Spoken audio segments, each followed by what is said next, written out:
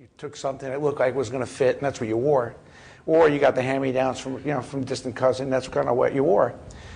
And it really didn't make sense. The book that you're all going to get today is You Got to Have Balls, and that was my mother's favorite line. My mother was like, you're going to have balls, like, you got to be fearless. And I went to bed that night. I wasn't feeling too good about myself, but my mother never really wanted to admit how poor we were. And so I went into her room and I said, listen, Mom, on Saturday, I'm going to go get a job. I was 10. And you don't have to worry about me anymore. If I can make some extra money, I will kick it into the family. So Saturday morning, I wake up bright and early, about 7 a.m. And if anybody's familiar with Kings Highway, it's a long stretch, about 5 miles of retail stores on both sides. It took me about 3:30 that day, finally talking to somebody in to hire me. That was Freddie the fruit man. And I was delivering fruit and vegetables and stocking fruit and vegetables, and paid me $1.50 an hour. And the reason I bring that story and how that maybe relates to all of you, and that is, when I think of success, I think everything starts and stops with accountability and dependability. And my conversation today with you will be about how my adversity is my advantage. And really, at that time, I think 10 years old, if any of you have kids, if you can get your 10-year-old just to come down and eat breakfast and get up after you've woken them up 5 times, that's like a big win. I got up at 10, declared, and said, look, I'm in a bad spot, but something, go out and do something about it. I know my dad's gone. We don't have any money. No problem. I got this. I'm going to go get a job. I'm going to take care of business. And I think that, for all of you thinking, it's like, when did you declare that? Are you accountable? Are you dependable? When it comes to your life, when it comes to your business. Because that, to me, is a starting point.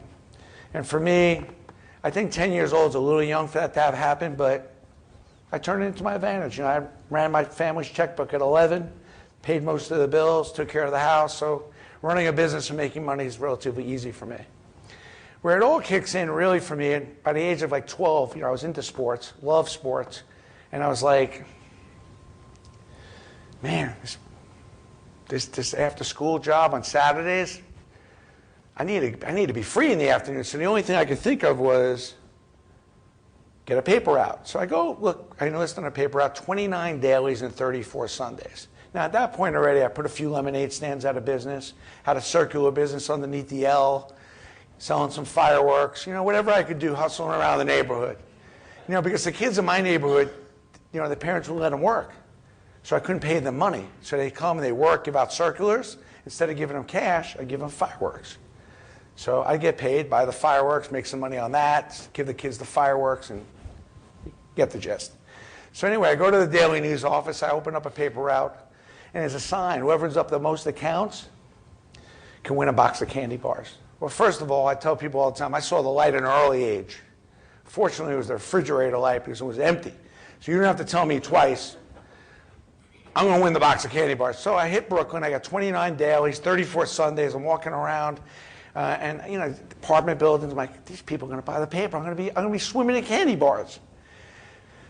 Nothing. Knocking on doors, nothing. I hit this 70-year-old woman one day, knock on her door, comes to the door, ma'am, I see a big stack of papers in her apartment. I figured, ma'am, would you like to get the Daily News delivered? She said, no, not really. I said, ma'am, I see you get the paper every day. I'll bring it every morning, 6:30 a.m., won't be late. She says, yeah, but then I got to tip you. I go home. I said, Mom, can you believe this? The lady gets the paper. It's 8 cents a day. And she's complaining that she has to tip me. And my mother said, Brandon, you got to realize that you got to differentiate yourself. When you're selling something that many other people have the same thing to sell, what makes you different than all those other people? Now, as a 12-year-old, that's a little bit of a concept that took me a little while to get my head wrapped around. Like, I wasn't quite sure what she meant as a 12-year-old. So I went back out, being that bulldog that I was, started knocking on doors. And 2 days later, I go back to the woman, knock on the door again. I said, Sonny, I told you. I don't want to get the paper delivered. I can get it every day. I said, ma'am, I've been thinking about you. Concerned, worried. If it's a storm, snowstorm, rainstorm, heat wave, bad weather, how do you get to the store? Get your paper.